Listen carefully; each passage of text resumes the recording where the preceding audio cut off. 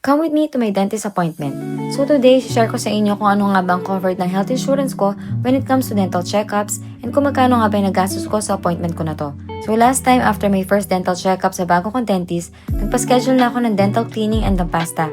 Yung mga ganitong klaseng bagay hindi na dapat pinapatagal pa kasi part din to ng self-care and for me, very important talaga ang dental hygiene. Bago nga ako pumunta sa clinic, dumaan muna ako sa Paket Stasyon para i-deliver tong order sa akin na second-hand shorts. So yes, nagde-declutter ako lately and binibenta ko na yung mga damit na hindi nakasya sa akin. If you're interested, you guys can check out my Vinted profile. So back to usapang ipin.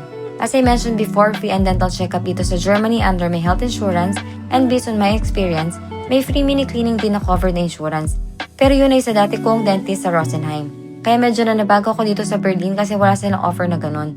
Sobrang basic na cleaning lang din naman yun pero not bad na rin kung free, diba? Anyways, ang unang procedure sa akin today was dental cleaning. Nakakatuwa dito kasi sobrang hands-on ng dentist. As in, in-explain niya sa akin step by step kung ano yung mga gagawin niya at kung ano nga ba nangyayari inside my mouth. And pinaka nagustuhan ko, kasama rin sa cleaning yung Anfebung, which is basically paglagay ng solution sa ipin para ma-highlight yung plaque and deposits na kailangan pang linisin. So mas madali makikita ng dentist kung saan talaga kailangan ng extra cleaning. At effective daw to para totally malinis ng maayos ang ipin ko. Gulat ako kasi before, nagpa-dental cleaning na rin ako na may bayad pero walang kasamang ganitong procedure. Kaya sobrang happy ko kasi feeling ko sulit na sulit talaga yung binayad ko. Inabot nga din ng more than 1 hour yung paglilinis sa ipin ko. After the procedure, ramdam ko talaga kung gaano ka-smooth yung teeth ko and yung discoloration sa likod ng ipin ko totally nawala.